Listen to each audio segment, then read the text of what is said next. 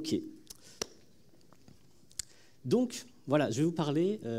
Donc le titre est une ref subtile à.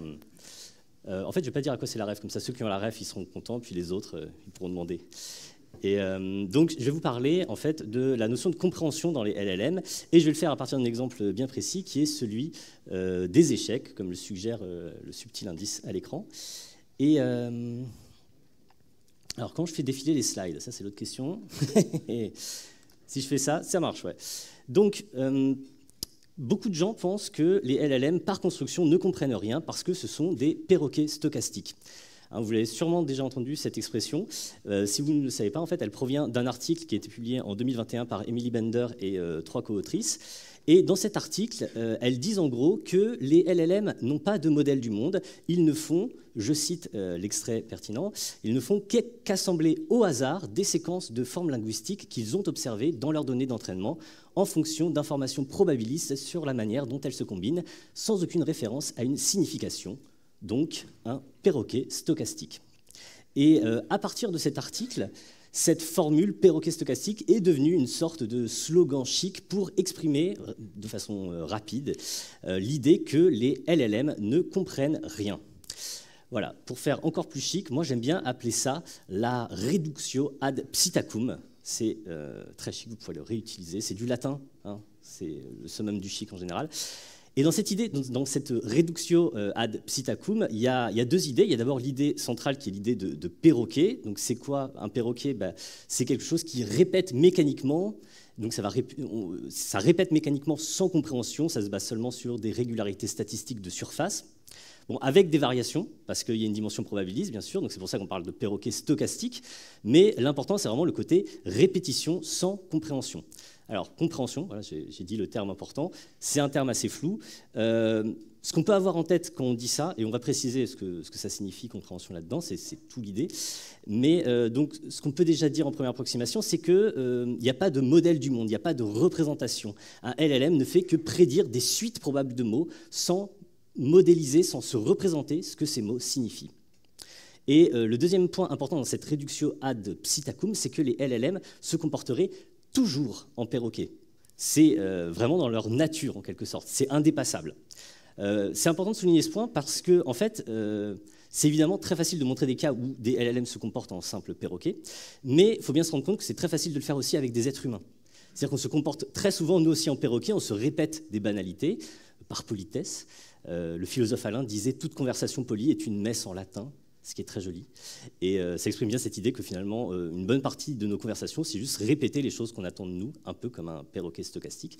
Pour autant, on n'est pas des simples perroquets stochastiques, parce que nous, on peut faire aussi un autre usage du langage, un usage plus complexe. On peut avoir des vraies conversations, et c'est pour ça qu'on n'est pas des perroquets. Et ces vraies conversations, on ne s'attend pas à les trouver dans un perroquet. Si tout à coup, on pouvait parfois, dans certaines circonstances, avoir une vraie conversation avec un perroquet, on ne le considérerait plus comme un perroquet. Donc ce qui est central dans cette idée de perroquet stochastique, c'est qu'un perroquet n'est jamais, en aucune circonstance, davantage qu'un perroquet. J'avais une petite bouteille d'eau pour régler des petits problèmes de sécheresse. Quand on parle, elle est où? Elle est là, super, merci. Sinon, vous allez souffrir sur toute la conférence. Et moi aussi. Donc, la thèse des perroquets stochastiques, il faut l'entendre de façon maximaliste. Il faut affirmer que c'est toujours le cas, ce serait une limite fondamentale des LLM. Il ne devrait pas pouvoir y avoir d'exception à ce comportement de perroquet. Et souvent, on va le justifier en disant que c'est lié au fonctionnement fondamental des LLM, qui est que ça ne fait jamais, en tout cas les LLM de fondation ne font jamais que de la prédiction de prochains tokens. Et ça, c'est un type de tâche qui ne peut pas aboutir à de la vraie compréhension, ça ne peut qu'aboutir à des comportements de perroquets qui imitent de façon superficielle leurs données d'entraînement. Bon, là, tout ce que je viens d'exprimer, je pense que c'est profondément erroné. Et si vous étiez d'accord avec moi jusque-là, eh ben, j'espère que d'ici 20 minutes, vous ne serez plus d'accord avec moi, parce que c'est précisément le but de ce petit exposé. Donc ça, ce que j'ai dit jusque-là, c'est des banalités qu'on peut encore aujourd'hui entendre assez souvent, et ça m'attriste un petit peu, et donc mon but, ça va être de vous montrer pourquoi est-ce que ça ne tient pas. Et je vais le faire à partir d'un exemple bien précis, mais avant d'y venir, on va d'abord regarder ça. C'est une séquence de caractères. Prédisez le prochain token. Prédisez la suite de cette séquence. Alors, C'est un petit peu cryptique au premier abord. Il y a peut-être certains qui voient d'où je veux en venir, mais il y a peut-être d'autres pour qui c'est assez complètement cryptique, ce truc-là. Mais supposons donc que, juste avec votre cerveau, je vous demande de prédire les prochains caractères de cette chaîne. C'est pas facile, probablement parce que vous ne comprenez pas tout à fait cette séquence. Et cet exemple-là, il est intéressant pour faire un lien entre différents niveaux de compréhension qu'on peut avoir de cette séquence, et comment est-ce que ces différents niveaux de compréhension sont liés à différents niveaux de capacité dans la tâche de prédire la suite. Le degré 0 de la compréhension, ce serait de voir là-dedans juste du bruit, juste un ensemble de caractères aléatoires. Et dans ce cas, la seule prédiction qu'on peut faire, c'est tirer un caractère aléatoire. Ça, c'est vraiment le niveau 0 de la compréhension. Ce serait évidemment une très mauvaise prédiction, et je n'ai pas besoin de m'étendre là-dessus, parce que je pense que de toute façon, personne n'est à ce degré 0 de compréhension, même si vous avez l'impression de rien comprendre à cette chaîne de caractères. Je pense qu'en réalité, vous avez déjà un petit peu de compréhension, parce que vous avez sûrement au moins identifié une structure, des sortes de patterns dans des schémas récurrents dans cette chaîne de caractères. Et ça fait déjà un premier degré de compréhension. Par exemple, vous avez pu probablement reconnaître qu'il y a une progression. Il y a 1, ensuite des caractères bizarres, puis 2, etc. Et donc ça fait une suite de nombres. Et ben déjà, ça c'est pas mal. Ça vous permet déjà de prédire les 2 prochains caractères de cette séquence. Vous pouvez raisonnablement prédire 19. Voilà. Vous n'avez pas compris grand-chose, mais vous avez au moins compris ça. Donc c'est déjà ça de prédit, vous avez compris qu'il y a une numérotation croissante. Par contre, ça va être un peu plus compliqué pour les quelques prochains caractères qui vont venir. Alors, même si vous ne comprenez rien à cette suite, vous pouvez encore aller un peu plus loin dans la compréhension. Vous pouvez repérer des régularités. Par exemple, vous avez pu remarquer que ça vient toujours en 2 groupes de caractères séparés par un espace. Vous pouvez remarquer que ça se termine généralement par un chiffre. Et puis, on a par exemple le C qui revient pas mal en milieu de séquence. Et puis le N majuscule en début de groupe, par exemple. Vous pouvez repérer des régularités de façon assez superficielle, mais ça vous permet, comme ça, par exemple, d'assembler tout ça et de dire, bon, bah, quelque chose qui ressemble à ce qui précède, ça serait quelque chose comme NC4. Voilà. Vous n'avez pas compris grand-chose à la séquence, juste en vous fiant à des régularités dans ce qui apparaît en différentes positions, etc. Vous pouvez faire une prédiction comme MC4, et ça paraît pas trop mal, ça ressemble, c'est dans le ton de ce qui précède. Et c'est effectivement une prédiction qui est bien meilleure que simplement tirer des lettres au hasard. C'est une prédiction assez maligne, finalement. Pour autant, ça reste très erroné, et vous allez voir pourquoi. Mais pour comprendre pourquoi est-ce que c'est très erroné, il va falloir comprendre à quoi en fait fait vraiment référence cette chaîne de caractères. Alors je pense qu'il y en a quelques-uns dans la salle qui ont compris. C'est que, en fait, oui, on peut prendre des questions en cours de route, pourquoi pas, oui. Yes. Et c'est effectivement ça, c'est un ensemble c'est un historique de coups d'échecs, et chaque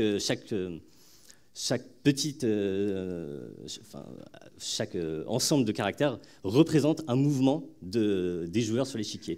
Donc c'est une notation qui est standard aux échecs, on appelle ça la notation algébrique.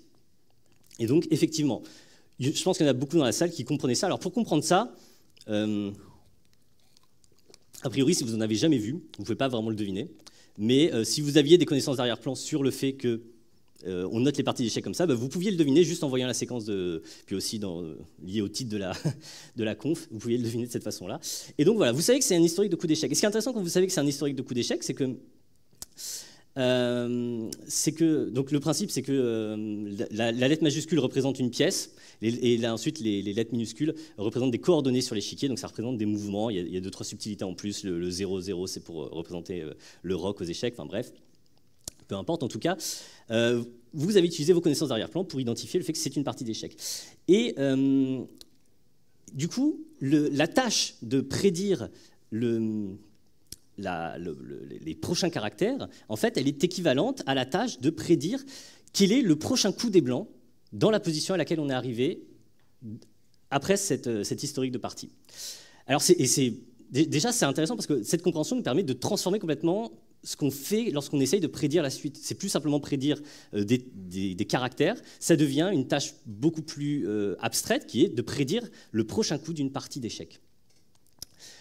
Le problème, c'est que si vous utilisez que votre cerveau dans un temps limité, est-ce que vous pouvez vous représenter la position de l'échiquier quand on est au 19e coup de la partie?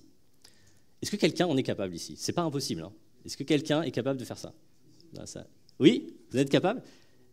Alors je reviendrai vers toi tout à l'heure. Réfléchis bien, regarde bien. Tu vas me faire une vraie prédiction. Ça va être intéressant. C'est la première fois que ça m'arrive. Je trouve ça chouette. C'est quoi ton niveau aux échecs?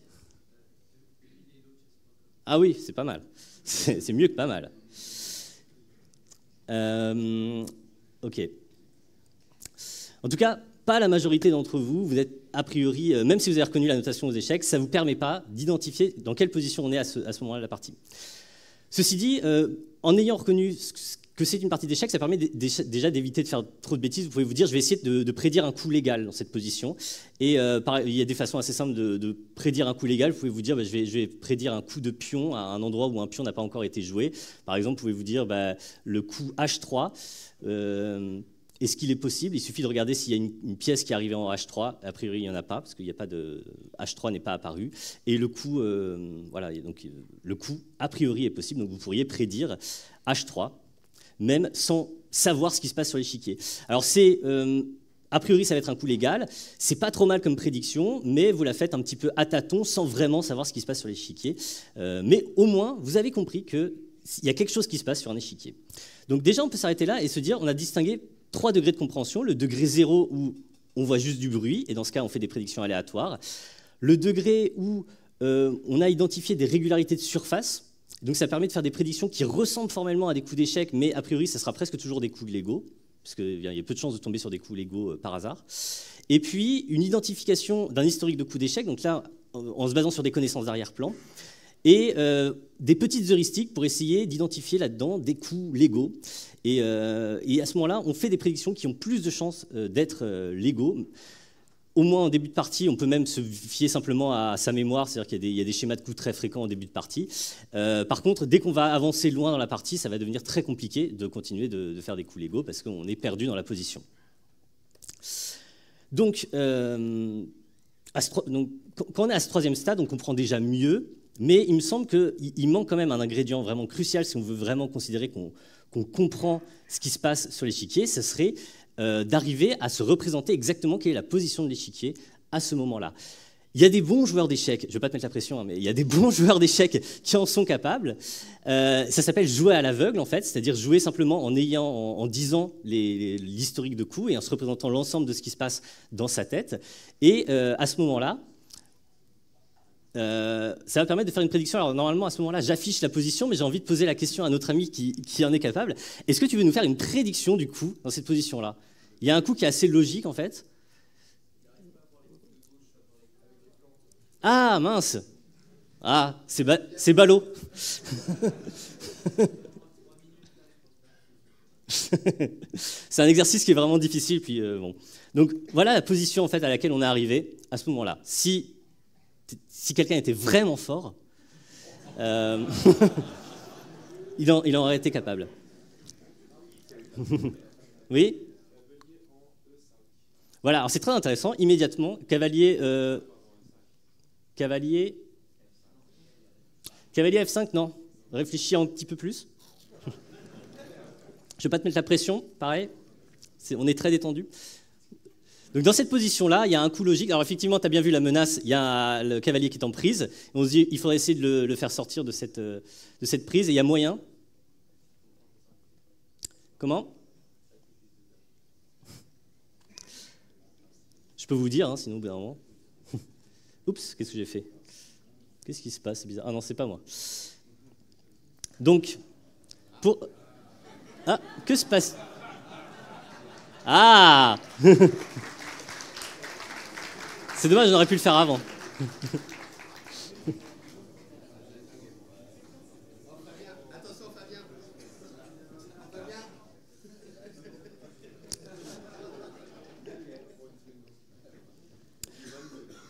Donc, quand on a cette représentation-là, ça devient beaucoup plus clair, la tâche. On comprend qu'il y a une menace sur une pièce, on comprend la logique de la partie, en fait. Et à ce moment-là, on va faire une prédiction qui est liée à ça. Et la prédiction logique dans cette position, c'est effectivement d'essayer de sortir le cavalier de la menace sur laquelle il est. Je ne sais pas si tout le monde suit ce truc-là, mais les détails ne sont pas spécialement importants. Et donc, logiquement, on va vouloir prédire quelque chose comme cavalier en G4 qui sort le cavalier de la menace et le cavalier est protégé par la dame. Donc voilà, a priori, ça paraît être une prédiction logique. La plupart des êtres humains à qui on demanderait de prédire la suite de la partie à partir de là feraient ce type de prédiction. Et c'est effectivement une bonne prédiction logique, quoi. Donc c'est une prédiction qui est bien meilleure que H3. H3, ce serait un coup légal mais inutile et que jamais un humain dans une vraie partie ferait, en tout cas très rarement. Et c'est bien meilleur qu'on avait prédit au départ cavalier C4 qui n'a aucun sens parce que c'est impossible, c'est un coup illégal. Donc vous voyez que la tâche de prédire les prochains tokens, les prochains caractères de cette séquence, ça a beau être une tâche qui est très étroite dans ce qu'elle vise, pour bien la réaliser au point de prédire très spécifiquement ces 3 petits caractères, N, G, 4, et ben en fait, il faut une compréhension profonde de ce que l'ensemble du contexte signifie, puisqu'il faut être capable non seulement d'identifier que c'est un historique de coups d'échecs, donc ça suppose d'avoir des connaissances d'arrière-plan sur comment est-ce qu'on les note, mais aussi d'identifier mais aussi de modéliser toute la partie jusqu'à ce coup, et d'utiliser cette représentation du jeu pour raisonner stratégiquement et tactiquement, et prédire le suivant. Donc l'argument qui consiste à dire, puisque ça ne fait que de la prédiction de prochains tokens, alors ça ne peut pas vraiment comprendre, vraiment, si vous réfléchissez à ce type d'exemple-là, vous comprenez que ça ne veut rien dire, ça n'a aucun sens. Comprendre et prédire sont au contraire fondamentalement liés. Je peux prendre un autre exemple pour expliquer ça, c'est si j'étais capable de prédire le prochain coup de Magnus Carlsen, c'est-à-dire que quand on me met une position, je suis capable de prédire exactement ou avec une très haute fiabilité, quel coup jouerait Magnus Carlsen, donc finalement, c'est jamais plus que de la prédiction de prochains caractères, bah, ce serait une capacité incroyable, ça voudrait dire que je suis capable de jouer au moins aussi bien que Magnus Carlsen, hein, puisqu'il suffirait dans chaque position que je joue en me disant que joue Magnus Carlsen, que jouerait Magnus Carlsen dans cette position, puis je joue le coup en question. Et dans ce cas, je joue au moins au niveau de Magnus Carlsen. Alors évidemment, j'en suis bien incapable, et en fait, Magnus Carlsen... Et justement, en fait, ça traduit le fait que la supériorité de Magnus Carlsen, elle passe notamment par le fait que ses coups sont imprévisibles pour les autres joueurs. Il n'y a aucun joueur qui est capable de prédire les coups de Magnus Carlsen mieux que Magnus Carlsen lui-même, et c'est en ça qu'il est meilleur que tous les autres joueurs. Et d'ailleurs, si vous étiez encore plus intelligent que Magnus Carlsen, vous auriez pu prédire, j'ai oublié ça, vous auriez pu prédire un coup très étrange qui serait tour en E1. Et il se trouve que tour en E1, c'est le coup qui a été joué dans cette partie, parce que je ne vous ai pas pris n'importe quelle partie, là je vous ai pris une partie qui est jouée entre AlphaZero et Stockfish, et à ce moment-là de la partie, AlphaZero fait un coup qui paraît un petit peu fou, qui est tour en E1, il laisse son cavalier en prise, et voilà. Il dit non, ça ne m'intéresse pas le cavalier. Et voilà, ce genre de coup est fondamentalement imprévisible. Les coups que joue un moteur d'échecs sont évidemment imprévisibles pour les êtres humains. Si vous étiez capable de prédire ça, vous êtes d'un niveau stratosphérique aux échecs, mais ça n'existe pas.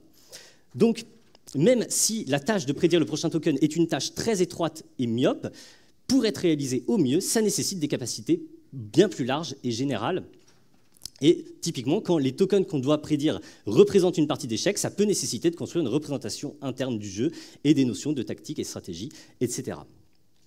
Donc, au moins en théorie, on pourrait avoir des LLM qui, pour prédire la suite de ce type de chaîne de tokens, développent une véritable compréhension des échecs qui implique notamment une construction d'une représentation interne de l'échiquier et des notions de comment bien jouer, les tactiques, les stratégies des échecs, etc.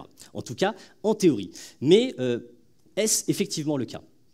Donc, si les LLM sont des perroquets stochastiques, comment est-ce qu'on pourrait s'attendre à ce que les LLM jouent aux échecs ? Donc là, ça c'était les niveaux de compréhension qu'on avait identifiés. On peut en rajouter un dernier qui est le niveau de compréhension où on a vraiment une représentation interne de l'échiquier avec donc une dimension stratégique et tactique, et ça permet de faire des prédictions de coups légaux et qui ont du sens dans la position. Et l'idée, c'est que, a priori, des perroquets stochastiques ne pourraient pas atteindre ce niveau-là. Ils s'arrêteraient au niveau éventuellement identification d'un historique de coups. Effectivement, ça, on peut s'y attendre dans un perroquet stochastique. Si on l'a entraîné sur des parties d'échecs, il peut reconnaître que ça ressemble à ça. Et il pourrait se fier à des heuristiques un peu de surface pour identifier des coups qui ont de bonnes chances d'être légaux, mais on n'aurait certainement pas quelque chose comme une représentation interne de l'échiquier. Et si vous faites l'expérience avec un LLM aujourd'hui, vous prenez ChatGPT ou un autre, et vous essayez de le faire jouer aux échecs, vous allez sans doute avoir l'impression de jouer avec un perroquet stochastique, effectivement. C'est-à-dire qu'il va plus ou moins s'en sortir dans l'ouverture, tant qu'on peut se contenter de répéter des choses déjà vues en entraînement, et puis au bout d'un moment, il va se perdre dans la position, Et il va jouer un petit peu n'importe comment. Et ça, c'est vraiment l'idée générale qu'on a sur les LLM. On a l'impression qu'ils jouent très mal aux échecs. Il y a notamment ce YouTuber qui avait fait plein de vidéos sur le fait de faire jouer des LLM aux échecs et de rigoler sur la bêtise de leur jeu. C'est-à-dire qu'ils font plein de coups illégaux et c'est amusant. Et il en a fait toute une série. Mais il n'y a pas que lui. Hein. Globalement, je pense que, sauf si par hasard vous êtes vraiment intéressé au sujet, vous êtes tombé sur les bons articles, vous pensez que les LLM ne savent pas jouer aux échecs. Et ce qui est très intéressant, c'est que c'est faux. Et c'est faux depuis assez longtemps, en fait. C'est faux depuis, on s'en est rendu compte, avec GPT 3.5 Turbo Instruct, qui est sorti, alors je ne sais plus, je n'ai pas la date du truc, ça devait être en 2023. Ah si, voilà, c'est en septembre 2023. Et en septembre 2023, donc il y a un modèle qui sort et qu'on peut utiliser en complétion de texte. Et ce modèle-là, dans certaines conditions, on peut le faire jouer très bien aux échecs, on peut le faire jouer au niveau 1800. Alors 1800 Elo, donc c'est moins bien que notre ami, mais 1800 Elo, c'est un bon niveau. C'est vraiment un bon niveau. Est-ce que quelqu'un est au-dessus de 1800 Elo, en dehors de notre ami, dans la salle? Voilà, tu es unique, bravo. Si vous ne connaissez pas votre niveau Elo, c'est forcément qu'il est en dessous, a priori, hein, parce que c'est vraiment un niveau, a priori, vous savez bien jouer aux échecs, vous vous intéressez suffisamment pour connaître votre niveau Elo. Donc 1800 Elo, c'est un niveau impressionnant. Alors c'est pas impressionnant pour un moteur d'échecs, évidemment, un moteur d'échecs est capable de jouer bien mieux que ça, mais c'est impressionnant pour un être humain, et c'est impressionnant pour un LLM qui n'est pas a priori spécifiquement entraîné là-dessus, et qui est rien de plus qu'un prédicteur de texte, effectivement, à la base. Mais c'est un prédicteur de texte qui, quand on lui donne des textes qui correspondent à des parties d'échecs, joue à un niveau de 1800 Elo. Alors pour réussir à le faire jouer, en fait, c'est assez bizarre. Voilà la technique qu'on utilise. C'est le prompt qu'on lui donne, ça. En tout cas, dans la première version, on avait commencé à détecter ça. C'est un prompt qui est très bizarre, c'est un prompt en forme d'entête de PGN. Alors qu'est-ce que c'est un PGN? En fait, dans les bases de données d'échecs, dans les grandes bases de données d'échecs où il y a plein de parties d'échecs qui sont rassemblées, il y a un format standard, c'est le format PGN. Et ce format, il se présente toujours de la même façon. Il y a un en-tête, et ça c'est typiquement un en-tête de PGN, qui présente en fait des informations sur la partie, sur les joueurs, où est-ce que ça a été joué, quel est le niveau des joueurs, quelle est la variante, etc. Ça peut être plus ou moins riche, le résultat aussi. Et donc là, ce serait un en-tête qui présente une partie entre Magnus Carlsen et Jan Nepomniachtchi, qui sont deux très grands joueurs. Et puis ça donne leur niveau Elo qui est très élevé. Et puis en bas, là où il y a écrit 1 point, normalement, il y a l'historique de la partie qui apparaît à cet endroit-là. Donc, ce qui va suivre, ça pourrait être quelque chose comme E4, E5, 2, ensuite, voilà, il va y avoir la suite de la partie, un peu comme ce que je vous ai montré tout à l'heure. Et l'idée, en fait, ça va être d'utiliser le modèle simplement en mode complétion de texte et lui faire prédire, par exemple, le coup des blancs. Juste donc les quelques tokens qui correspondent au coup des blancs. Ensuite, vous jouez vous-même le coup des noirs, vous l'entrez, puis vous lui faites prédire la suite du PGN qui représente donc le deuxième coup des blancs, etc. Vous le faites jouer comme ça. Et en le faisant jouer de cette façon-là, donc, il joue à 1700-1800 Elo, à peu près. Donc, oui, et GPT 3.5 Turbo Instruct, qu'est-ce que c'est? C'est un modèle qui est fondé sur GPT 3.5. Donc vraiment la vieille version de GPT, celle que je ne sais même pas à quel point on peut encore l'utiliser aujourd'hui. C'est GPT à 175 milliards de paramètres, alors que GPT-4 aujourd'hui a plus de 1000 milliards de paramètres, on ne connaît pas le nombre exact, peut-être 1700, 1800. Et donc c'est vraiment un modèle relativement ancien. Et ce modèle relativement ancien, pourtant, est capable de jouer bien mieux que la plupart des êtres humains. Alors, pourquoi ce modèle-là en particulier? C'est un petit peu une énigme en réalité, on ne sait pas exactement. Mais il y a plusieurs indices. Le premier, c'est qu'il semble qu'OpenAI ait, à un moment donné, décidé de rajouter pas mal de PGN de bonne qualité dans les données d'entraînement. Donc, il a donné un dataset de parties d'échecs de 1800 et plus, 1800 Elo et plus, donc plutôt des joueurs de bon niveau, dans les données d'entraînement de GPT-4 en tout cas. Et on pense que probablement ils ont aussi fine-tuné GPT 3.5 par la même occasion sur ce même dataset. Ça expliquerait pourquoi est-ce qu'il y a eu un bond dans les capacités de GPT 3.5 Turbo Instruct. Donc il y a eu un effort particulier dans les données d'entraînement. Ceci dit, bon, ça reste une goutte d'eau dans l'immense corpus que représentent ces données d'entraînement. Et puis, il y a le deuxième point qui est central, c'est qu'en fait, on arrive vraiment à avoir ces capacités-là seulement quand on utilise le modèle en complétion de texte, en utilisant ce truc-là du PGN, en lui faisant écrire un espèce de pseudo-PGN. Et le problème, la raison pour laquelle, en fait, si vous essayez avec ChatGPT aujourd'hui de le faire jouer aux échecs, La raison pour laquelle ça ne va pas marcher, c'est que en fait, vous n'avez pas le modèle, un modèle que vous utilisez simplement en complétion de texte, vous avez toujours dans un modèle qui est dans un truc qui lui fait simuler la persona d'un assistant bienveillant, etc., enfin, le gentil assistant. Et le problème, c'est que cette interface-là, et également l'entraînement par renforcement basé sur des retours humains qui a un peu modelé le comportement de ChatGPT, toutes ces choses-là ont détérioré a priori ses capacités. Et ceci dit, il y avait quelqu'un qui avait... c'est un peu plus loin. Voilà.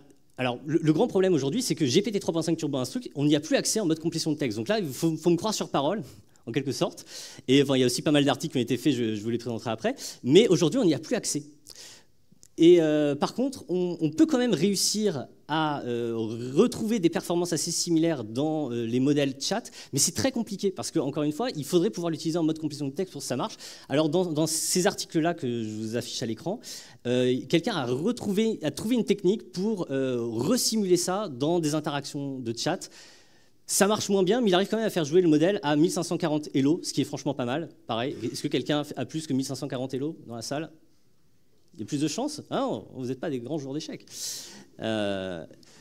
Donc voilà, on peut quand même réussir, mais c'est pas aussi simple que simplement lui demander de jouer. Il faut un ensemble de techniques. En gros, la technique, ça consiste à lui dire génère un pseudo-PGN, génère un PGN, et on lui fait recracher toute la partie à chaque fois, et en lui demandant simplement de rajouter un prochain coup. Quand on fait ce genre de technique-là, on arrive à retrouver ses bonnes capacités. Et voilà. Sur GPT-4o, qui n'est pas un modèle particulièrement, c'est pas un modèle de raisonnement ni rien, c'est vraiment le modèle GPT de base, mais on arrive quand même à retrouver ses capacités. Mais elles ne sont pas évidentes, il faut vraiment des techniques de prompt assez compliquées, et voilà, ces deux articles en gros, c'est des longs articles où il explique plein de techniques qu'il a eues pour essayer d'améliorer le prompt jusqu'à trouver une façon de retrouver ces capacités-là. Il a fini par y arriver, mais c'est à force de beaucoup de tâtonnements, et voilà. Mais ces performances, elles sont vraiment bien établies. Cet article-là de Mathieu Hacher, il est très complet. Il a vraiment, au moment où ça marchait, il a fait vraiment une étude très complète en testant plein de variantes pour répondre à toutes sortes d'objections. Et il arrivait effectivement à la conclusion que ce modèle-là, il joue à ce niveau-là de 1700 Elo. Et l'autre article aussi de Nicolas Carnini, enfin voilà, il y a un petit ensemble d'articles qui ont vraiment bien établi ces capacités-là. Alors vous pourriez vous dire que peut-être c'est parce que le modèle fait appel à un moteur d'échecs externe. Et il y a alors je pense que c'est très peu probable, mais je vais quand même répondre à cette objection parce qu'en général quand j'en parle, c'est toujours au bout d'un moment, quand on ne veut pas reconnaître le fait que ça marche dans un LLM, parce que c'est quand même très étrange de penser qu'un LLM peut jouer aux échecs, il y a souvent cette objection-là qui arrive. Et je vais juste prendre un exemple qui est très intéressant, qui montre pourquoi est-ce que c'est pas possible et qui montre aussi pourquoi est-ce que c'est une façon de faire jouer une IA aux échecs qui est très étrange. Si on prend ce début de partie là, c'est un début de partie où les noirs font une énorme gaffe au début. C'est-à-dire que les blancs ont joué normalement, ils sortent leur fou et ils le mettent devant le roi. Et là, le noir met sa dame devant le roi. Il donne sa dame au deuxième coup. C'est un comportement complètement débile. Si dans l'entête du PGN qu'on fait générer, donc là l'idée ça va être de faire jouer la partie des noirs à GPT 3.5 Turbo Instruct. Et l'idée c'est que si on lui dit dans l'entête du PGN, donc l'entête du PGN ça présente plein d'informations, et parmi ces informations on peut notamment indiquer le niveau Elo des joueurs, donc à quel point c'est des bons ou des mauvais joueurs. Donc par exemple là si dans l'entête du PGN on indique que ce sont plutôt des joueurs faibles, on indique voilà 800 Elo c'est vraiment un Elo faible aux échecs, et bien en fait ce qui se passe, ça va être que le modèle prédit une partie normale pour les noirs, donc bon, les noirs perdent leur dame au début, donc ils vont finir par perdre, mais les noirs jouent normalement. Par contre, si on indique dans l'entête du PGN que le modèle a un très bon niveau, un niveau voilà, au-dessus de 2800, c'est le niveau de champion, c'est le niveau d'un Magnus Carlsen, à ce moment-là, en fait, le début de partie est très étrange pour le LLM. C'est-à-dire qu'un joueur comme Magnus Carlsen ne donne pas sa dame au deuxième coup. Surtout quand il joue face à un autre joueur qui a à peu près le même niveau. Dans ce cas, c'est absurde. Personne ne ferait ça.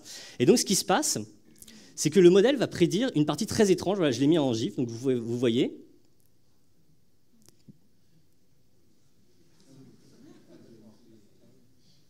Donc, les noirs donnent absolument toutes leurs pièces.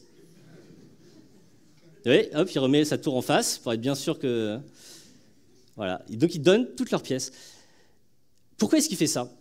En fait, il se dit, c'est trop bizarre que quelqu'un qui joue aussi bien fasse une telle gaffe au début. Donc s'il l'a fait, c'est qu'il l'a fait volontairement. Et s'il l'a fait volontairement, c'est que, je sais pas, il s'est mis en tête de donner toutes ses pièces aussi rapidement que possible. Et ça, ce comportement-là, il n'a aucun sens pour un moteur d'échecs. Un moteur d'échecs ne peut pas faire d'hypothèse sur la psychologie du joueur qu'il est censé incarner. Et d'ailleurs, un moteur d'échecs ne se base même pas sur l'historique de coups. Un moteur d'échecs, on lui présente la situation et il prédit, enfin, il donne un coup pour la situation donnée. Mais là, on voit bien qu'il s'adapte à l'historique de coups. Il se dit, si dans cette historique de coups, il y a des coups débiles qui ont été joués, c'est sans doute que là, le joueur joue au débile et donc je vais continuer à prédire des coups débiles. Ce comportement-là, c'est impossible de l'obtenir dans un moteur d'échecs. Donc voilà, entre autres choses, je trouve que c'est une preuve assez définitive du fait que dans GPT 3.5 Turbo Instruct, c'est vraiment bien GPT 3.5 Turbo Instruct qui générait les coups lui-même et que ça ne faisait pas appel à quelque chose d'extérieur. Tout ça, je trouve, illustre quelque chose qui me semble assez intéressant d'un point de vue plus général, qui est l'asymétrie entre les résultats positifs et négatifs quand on parle des capacités des LLM. L'idée générale, c'est qu'un LLM peut avoir des capacités qui sont liées à un type de prompt bien précis. C'est ce qu'on a vu là, finalement. C'est-à-dire que la capacité à jouer aux échecs, elle existe, même dans un modèle assez ancien comme GPT 3.5. Mais pour la détecter, il faut utiliser un type de prompt vraiment très précis à côté duquel on peut complètement passer. Et le problème, c'est que l'espace des prompts, il est immense. Il est absolument gigantesque. On ne peut pas explorer entièrement l'espace des prompts. Et du coup, il est très difficile d'établir des résultats négatifs concernant les capacités des LLM. Si vous posez une question, vous essayez de faire réaliser une tâche à un LLM et ça ne marche pas, vous ne pouvez pas conclure que les LLM n'ont pas cette capacité. Vous pouvez simplement conclure qu'avec ce prompt-là, ça ne marche pas. Par contre, si vous y arrivez, vous avez établi qu'avec un LLM, on peut notamment faire ce genre de choses. Il faut juste utiliser le prompt adapté pour ça. Il y a un autre point pour lequel, c'est moins lié à ça, mais si ça reste assez intéressant par rapport à cette histoire des échecs, c'est qu'un résultat positif, ça nous informe toujours sur quelque chose qui est déjà présent et qui va rester présent. La capacité à jouer aux échecs de GPT 3.5 Turbo Instruct, elle est là aussi dans GPT 4, elle reste là, même si d'ailleurs on a de plus en plus de mal à la mobiliser, mais n'empêche qu'elle est là. Donc quand on a un résultat positif, ça nous informe non seulement sur l'état présent, mais aussi sur l'état futur. Tandis qu'un résultat négatif, finalement, il nous informe, déjà, il ne nous informe pas sur les capacités futures, évidemment, et d'ailleurs, ça ne nous informe même pas sur les capacités présentes. J'aime bien comparer le fait d'interroger un LLM, surtout un LLM sans modèle de raisonnement, enfin vraiment ChatGPT 4o, le truc de base. C'est un peu comme si des aliens essayaient d'étudier les capacités humaines en prenant des êtres humains et en faisant un micro-trottoir. Ils ont découvert l'humanité, ils se disent on va essayer de tester de quoi l'humanité est capable, et ce qu'ils font, c'est ils chopent quelqu'un, ils disent fais ça. Et quand le gars le fait, ils se disent bon, c'est bien, l'humanité a la capacité de faire ça, elle a la capacité de répondre à 9 x 9, 52. Mais par contre, si on lui donne une tâche un peu plus complexe, l'humain n'y arrive pas. Ce serait un peu idiot de la part de l'alien d'en conclure que l'humanité n'a pas cette capacité-là. Voilà, à chaque fois qu'ils ont chopé quelqu'un au hasard et qu'on lui a dit va sur la Lune, l'humain il est resté sur place. Mais est-ce que ça veut dire que l'humanité n'a pas la capacité d'aller sur la Lune? Non, évidemment. Donc typiquement, la technique du micro-trottoir, c'est une technique qui établit des résultats positifs. Quand vous avez un résultat positif, vous pouvez en conclure que l'humanité a effectivement la capacité en question, mais ce n'est pas une technique qui peut établir des résultats négatifs. Et il y a vraiment cette asymétrie qui est fondamentale, et ça me semble intéressant à garder en tête parce qu'on aime beaucoup parler des échecs des LLM, et c'est frappant à quel point simplement avoir interrogé un LLM, ne pas avoir réussi à obtenir ce qu'on voulait, n'est pas quelque chose de réellement informatif, à plein d'égards. Voilà, bref. Et donc sur le cas des échecs, ça me semble un bon exemple, notamment parce qu'il y a cette difficulté aussi d'identifier le prompt correct. Pendant longtemps, on a cru que les LLM n'avaient pas cette capacité, et c'est simplement parce qu'on n'avait pas le prompt correct pour ça. Alors on va aller un peu plus loin, pour tenter de mieux comprendre ce qui se passe dans ces LLM qui jouent aux échecs. Il y a un chercheur qui s'appelle Adam Karvonen qui a fait une expérience qui est absolument fascinante et que je m'en vais vous présenter. Donc le principe, c'est qu'il a entraîné chez lui un petit LLM de 50 millions de paramètres. Alors c'est petit, 50 millions, juste pour donner un ordre de grandeur, GPT-3, c'est 175 milliards de paramètres, donc c'est beaucoup plus. GPT-4, c'est 1700 milliards, probablement, 1800, c'est pas bien. Donc 50 millions, c'est vraiment une fraction, une toute petite fraction de tout ça. Et il a entraîné sur 5 millions de parties d'échecs en format PGN. Donc il l'a entraîné uniquement sur des PGN. Et pareil, 5 millions de parties, c'est pas tant que ça. Je veux dire, on a des databases qui contiennent des milliards de parties depuis qu'on joue aux échecs en ligne. C'est très facile d'avoir d'énormes, genre toutes les parties jouées sur Lichess, qui est un site en ligne, sont accessibles. On peut avoir comme ça des databases vraiment de plusieurs milliards de parties. Et donc il a appelé ce modèle ChessGPT. Et donc ce que reçoit ChessGPT pendant son entraînement, ça ressemble beaucoup à ce que vous avez vu tout à l'heure. Sauf que lui, il n'a même pas les connaissances d'arrière-plan au départ. C'est-à-dire que lui, au départ, il ne sait pas ce que c'est qu'une partie d'échecs. Voilà, sa connaissance de base, c'est simplement ces chaînes de caractères-là. Et ensuite, démerde-toi pour prédire le prochain token de ces chaînes de caractères. Et après 2 jours d'entraînement, il s'est rendu compte que ce petit... Donc il a appelé ce modèle-là ChessGPT, parce que ça paraît logique. Et ce ChessGPT joue 99,8% de coût légal à un niveau estimé à 1500 Elo, après l'avoir entraîné sur sa carte graphique pendant 2 jours. Donc c'est assez formidable quand même d'arriver à faire ça. Et ça confirme qu'effectivement, les résultats de GPT 3.5 Turbo Instruct ne sont pas un miracle, ne sont pas une bizarrerie. En fait, on peut arriver à faire assez facilement bien jouer des LLM, même tout petits, 50 millions de paramètres, c'est vraiment tout petit, encore une fois, pourvu qu'on leur demande suffisamment de PGN dans leur entraînement. Donc ça, c'est déjà intéressant, ça confirme qu'on n'hallucine pas quand on voit que GPT 3.5 Turbo Instruct joue bien aux échecs. Et il va aller plus loin. Il va aller plus loin en s'inspirant en fait, d'un article qui s'appelle Emergent World Representation. C'est l'article qui est indiqué tout en bas, là. En fait, c'est un article qui fait à peu près la même chose sur le jeu d'Othello. À peu près le même genre d'exercice, c'est-à-dire on a entraîné un modèle sur des historiques de parties d'Othello. On voit à quel point le modèle est capable de prédire des coups légaux du jeu Othello. Je ne sais pas si vous voyez, c'est un autre jeu de plateau, c'est un jeu de plateau plutôt plus simple. Et ça marche effectivement très bien. Sauf que dans cet article-là, il faisait aussi un deuxième truc qui était très intéressant, qui était d'essayer de détecter une représentation interne du plateau dans Othello. Et il a fait exactement la même chose, il l'a même fait mieux à plusieurs égards, mais pas la peine d'entrer dans les détails. Il l'a fait encore mieux pour son ChessGPT, pour essayer d'entraîner donc des sondes qui vont représenter, à partir des états d'activation interne du modèle, l'état du plateau. Donc, en gros, les sondes, elles prennent en entrée les états d'activation interne de ChessGPT au moment où il doit prédire un coup dans une certaine position, et on va les entraîner pour associer ce qui devrait être l'état réel de l'échiquier à ce moment-là de la partie.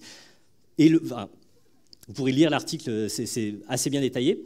Le point important, c'est que les sondes ne prennent pas en entrée l'historique de coups, mais uniquement ce qu'il y a en quelque sorte dans la tête du modèle. C'est-à-dire, en gros, on essaye de lire dans les pensées du modèle pour y trouver de quoi reconstruire l'état complet de l'échiquier. Et alors, quand ChessGPT n'est pas du tout entraîné, qu'il a encore, qu'il n'a aucune idée de ce qu'est le jeu d'échecs, l'entraînement des sondes ne marche pas. Mais à partir du moment où il sait bien jouer, l'entraînement des sondes fonctionne et il est capable de prédire des coups corrects. L'entraînement, j'ai les résultats, je crois, après. Donc, au terme de l'entraînement, l'état réel de chaque case dans la position du jeu qui résulte de l'échiquier de coups est associé correctement avec 99,2% d'exactitude. Donc, on est dans pas loin de 100%. Donc qu'est-ce que ça veut dire? Ça veut dire que même s'il joue à l'aveugle, parce qu'on ne lui donne jamais que l'historique des coups, comme vous tout à l'heure, eh bien, à force d'entraînement, il a appris à se construire une représentation interne qui fait que, en fait, il joue plus, il joue à l'aveugle au sens où on ne lui donne pas l'état présent, mais il le reconstruit au fur et à mesure, et c'est comme ça qu'il arrive à bien jouer. Au demeurant, c'est pas très surprenant quand on regarde les performances, c'est-à-dire que pour jouer à un niveau comme 1500, 1800 Elo, c'est impossible de jouer à ce niveau-là sans voir l'échiquier d'une façon ou d'une autre. On ne peut pas se fier à des régularités de surface pour jouer correctement à ce niveau-là. Ça me fait penser qu'il y a un point peut-être qui n'est pas entièrement clair. J'aurais dû expliquer ce truc-là parce que je me rends compte que c'est un truc que les gens ne comprennent pas. C'est qu'on ne peut pas jouer entièrement par cœur aux échecs pour une raison très simple, c'est que toutes les configurations de l'échiquier à partir d'un certain moment d'une partie sont entièrement nouvelles. C'est la combinatoire des échecs. Les échecs, c'est un jeu où il y a plein de coups possibles à chaque moment. Au bout d'un moment, toutes les configurations de l'échiquier sont nouvelles. Donc, on ne peut pas simplement se reposer sur du par cœur. Voilà. Et il a été encore plus loin pour prouver que ces représentations internes sont effectivement des représentations internes sur lesquelles se base le LLM pour jouer. C'est qu'il s'est amusé à essayer de manipuler cette représentation interne pour manipuler le modèle. C'est-à-dire que si on modifie cette représentation interne, par exemple, on va faire disparaître un pion de l'échiquier à un endroit, eh bien, je crois que c'était... Non, c'était là. Donc, si on enlève un pion de l'échiquier dans sa représentation interne, logiquement, c'est comme si je sais pas, on lui lavait le cerveau, on lui faisait oublier qu'il y a un pion à cet endroit-là. Forcément, si normalement cette représentation interne elle a bien un rôle causal dans la prédiction du prochain coup, ça devrait modifier le coup qu'il prédit. Et effectivement, c'est le cas. C'est-à-dire que lorsqu'on enlève un pion, hop, il va prédire un autre coup. Et on voit bien que le modèle interne a effectivement ce rôle causal. Donc, qu'est-ce qu'on peut tirer de tout ça? Quand un petit LLM est entraîné à prédire la suite d'historique de parties d'échecs, il en vient à se construire une représentation interne du processus qui a généré ces chaînes de caractères, le jeu d'échecs. Cette représentation interne émergente est un outil de prédiction, c'est pour ça que ça émerge, c'est-à-dire qu'à un moment donné, pour mettre de l'ordre dans ces chaînes de caractères dont on lui demande de prédire la suite, en fait, le seul moyen de mettre de l'ordre dans ces chaînes, c'est de construire cette représentation interne. Ça sera bien plus efficace que n'importe quelle heuristique de surface comme on essayait de faire au début. Et ça donne une excellente raison de penser qu'un phénomène similaire se produit dans les états d'activation interne de GPT 3.5 Turbo Instruct et de GPT-4o aussi, et des modèles GPT de façon générale, quand ils jouent aux échecs à des niveaux encore supérieurs. Et ce cas-là des échecs est probablement un exemple du type de processus qui se produit régulièrement dans les LLM. C'est-à-dire que pour mettre de l'ordre dans des ensembles de données qui, sinon, paraissent un petit peu étranges et difficiles à prédire, eh bien, au bout d'un moment, le plus simple, c'est de modéliser le processus qui a généré ces données-là. C'est-à-dire que qu'est-ce qui a généré les parties? En fait, c'est un processus qui s'appelle le jeu d'échecs et qui se joue sur un échiquier 8 sur 8, etc. Et finalement, c'est ça qu'il faut, c'est l'outil de prédiction idéal pour ces chaînes de caractères. Et donc, en cherchant à prédire le prochain caractère, en fait, on l'incite à construire ce type de représentation interne. Est-ce qu'on peut dire par là que les LLM ont compris le jeu d'échecs? Clairement, si on reprend notre description des différents niveaux de compréhension qu'on avait construits tout à l'heure, eh bien, on doit conclure que les LLM comme ChatGPT de Carvenon et GPT 3.5 Turbo Instruct, en fait, ils sont dans la dernière couche, à l'endroit où il y a une représentation interne de l'échiquier, plus dimension stratégique et tactique pour la prédiction de coups légaux et sensés. Donc, est-ce que c'est de la vraie compréhension pour autant? C'est une question très complexe, la notion de vraie compréhension. Mais en tout cas, ce qui est certain, c'est que c'est bien au-delà de ce qu'on peut attendre de ce qu'on appellerait un perroquet stochastique. Alors, bien sûr, quand on dit que les LLM ne font qu'assembler au hasard des séquences de formes linguistiques qu'il a observées dans ces vases de données d'entraînement, le cas des échecs, je trouve, est un cas, c'est impossible de soutenir encore ça quand on voit les performances des LLM aux échecs. Continuer de soutenir que les LLM sont des perroquets stochastiques, c'est vraiment se comporter en perroquet stochastique soi-même, c'est-à-dire qu'on répète, ce truc-là qu'on a entendu, les gens disent perroquet stochastique, ça fait très chic, on continue de le dire, mais vraiment, ça n'a aucun sens quand on regarde les performances des LLM. J'avais un dernier point, mais j'aimerais bien garder peut-être du temps pour les questions. J'avais un dernier point sur la compétence référentielle. Compétence référentielle, c'est un point de philosophie du langage, mais peut-être je vais le garder pour éventuellement plus tard. L'idée, c'est de dire... finalement, en construisant cette représentation-là, il a bien accès au sens du jeu d'échecs, c'est-à-dire qu'est-ce que ça veut dire K dans un... Donc K, c'est la lettre pour King au jeu d'échecs. Ça fait référence au roi du jeu d'échecs, et c'est exactement ce à quoi ça fait référence dans sa représentation interne. Donc je pense que de ce point de vue-là, même d'un point de vue technique de philosophie du langage, on peut considérer qu'il a bien accès à la référence du terme, et donc que le LLM construit effectivement une compréhension authentique du jeu d'échecs. Je vais juste citer la conclusion d'un des articles sur lesquels je m'étais appuyé. Donc c'est un article qui étudiait les performances de GPT 3.5 Turbo Instruct. Et je trouve qu'elle est très éloquente, cette conclusion. Il disait à la fin, donc ça c'est la dernière phrase, il disait « Pendant un certain temps, je faisais partie du camp « Les LLM ne peuvent pas avoir de modèle du monde ». Après avoir lu l'article sur Othello, mentionné plus haut, dont je vous ai parlé aussi, j'étais plus ou moins convaincu que c'était éventuellement possible, mais jouer aux échecs et perdre contre ce que je sais être un LLM était une expérience très surréelle. Je ne sais pas comment je dois me sentir par rapport à cela.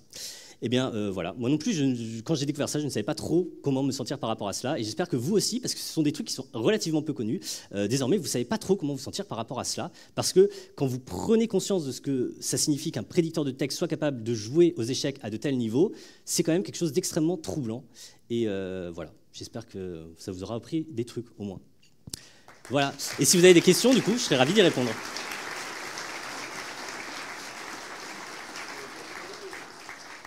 Allez, des questions pendant qu'on s'installe, mais rapidement. Oui. Oui. Mais... Tu as montré en fait que tu peux entraîner spécifiquement un modèle sur... Enfin, je recommence. Donc tu as montré, d'ailleurs merci beaucoup, c'était super intéressant. Tu as montré que tu peux entraîner sur un modèle spécifique sur la partie échec. ChatGPT, il va être très générique. Ça va comprendre un petit peu le monde. Est-ce que tu penses que ChatGPT, il peut construire un modèle du monde, ou est-ce qu'il va construire des sous-modèles pour un cas de la finance, un sous-modèle sur plein de choses du monde différents? Alors déjà, il faut comprendre, quand on interagit à ChatGPT, on passe par un truc qui lui fait simuler la persona d'un assistant. Et rien que ça détériore beaucoup de capacités. C'est-à-dire que... donc, faut toujours garder ça en tête. C'est typiquement cette capacité à jouer aux échecs, on sait qu'elle est dans le LLM, mais elle n'est pas dans le ChatGPT ou pas de façon évidente. C'est très compliqué de la retrouver. Donc c'est un premier truc. Après, je pense quand même qu'il y a beaucoup de modélisation qui se passe. Un truc qui est assez intéressant. Genre Yann Lequin, à une époque, juste avant GPT-4, je crois, il disait un truc du genre les LLM apprendront jamais un truc. C'est genre, tu lui dis, je pose mon portable sur une table, je pousse la table de 20 cm où se trouve mon portable. Et il dit un LLM ne pourra jamais répondre à ça parce que c'est pas écrit dans un texte. Les LLM ne font que recopier ce qui est dans les textes, un peu en mode perroquet stochastique, et donc ça sera jamais capable de comprendre que le portable est poussé avec la table, ce genre de choses. C'était déjà faux au moment où il l'a dit, et puis c'est devenu complètement faux quelques mois plus tard quand GPT-4 est sorti, où vraiment toutes ces questions de physique très naïves étaient là. C'est très amusant de lui poser des questions de physique naïve un peu compliquées, du genre, j'aime bien faire des scénarios du type, tu mets dans un ballon de baudruche, tu mets de la farine, une bille en plomb, tu mets un ventilateur, tu mets un drap mouillé, tu le fais interagir, tu dis, décris-moi ce qui va se passer. Et ce qui est intéressant, c'est que nous, quand on fait ça, qu'est-ce qui se passe? On se représente la situation, on se dit, ouais, ok, la farine va tomber, va être poussée par le ventilateur, ça va être capturé en partie par le drap. La bille en plomb, par contre, elle va tomber droit, et s'il y a un truc fragile en bas, ça va la casser, etc. Et ce qu'on voit quand vous passez ce genre de test à des LLM, même sans modèle de raisonnement ni rien, vraiment le LLM brut, il est capable de répondre très bien à ces questions-là, il n'y a aucun souci. Et je pense que la façon la plus simple d'expliquer ses capacités, c'est de se dire, en fait, il a une sorte de petit modèle du fonctionnement de la physique naïve, typiquement. Est-ce que c'est possible de se contenter de prédire encore une fois, avoir un modèle, c'est un outil de prédiction, en fait. Donc, si tu lui demandes de prédire la suite du texte, l'outil le plus simple, c'est... le chrono tourne. Ok, ouais. Pas de problème. Donc ouais, moi je pense que ce petit exemple des échecs montre qu'il y a globalement cette capacité de modélisation qui émerge quand on lui demande de prédire un truc et qu'elle est probablement mobilisée pour d'autres trucs, genre la physique naïve ou toutes sortes de choses. Merci. Ouais. Il y a le temps pour une autre? On est un peu juste pour le temps. Pas de problème. On est un peu juste pour le temps, mais la pause sera juste après. Donc toutes les questions, on continue si tu nous fais l'honneur de rester encore 5-10 minutes avec nous.